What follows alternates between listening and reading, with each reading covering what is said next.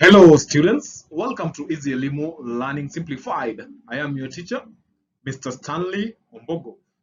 It is indeed a privilege and honor, dear students, to have you in the show. And in this interesting and interactive session, allow me to take you through some of the language and style that Abioseni Cole employed or used in the story that is the truly married woman.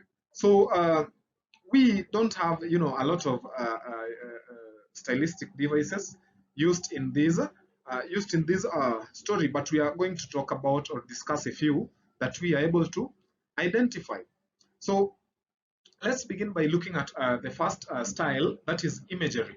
So remember, this involves the use of a visually descriptive language. So under imagery, dear students, we can talk about vivid description, we can talk about personification, we can talk about simile, we can talk about symbolism, etc. So I've mentioned all those under imagery because they through the use of such styles, uh, we get a picture or an image of whatever is being, or that is of whatever is being described or discussed. So through language, imagery does not only paint a picture, but it also aims to portray a sensational and emotional experience that we have within the text. So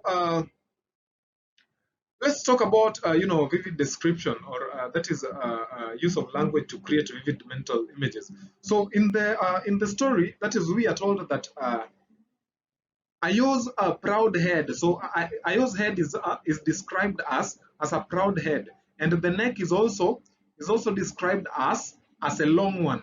So for the passage describes Ayo's proud head and long neck. That is when Ajay looks at her after their wedding, which helps the reader to visualize Ayo's what appearance. So you don't have to be physically at the wedding for you to maybe see who Ayo really is. But by the use of those adjectives, those visually descriptive languages, we are able to create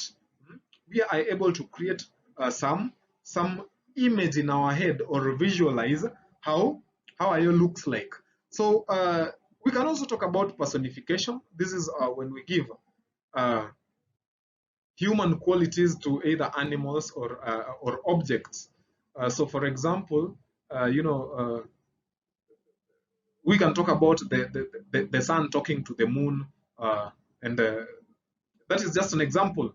And we have so many other examples. So let's look at the ones that we have in the passage. So we are told that in the passage, the phrase, the tightness of the corset, personifies the corset as having urgency and the ability to constrict. So this adds a sense of discomfort and struggle to the experience of that is wearing the corset. So there is also another style here, that is the use of simile.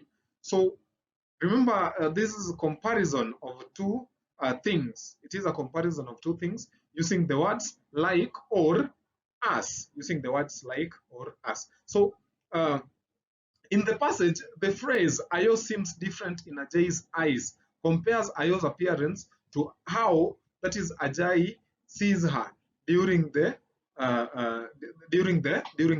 wedding. So this comparison adds a sense of change of transformation to Ayo's what?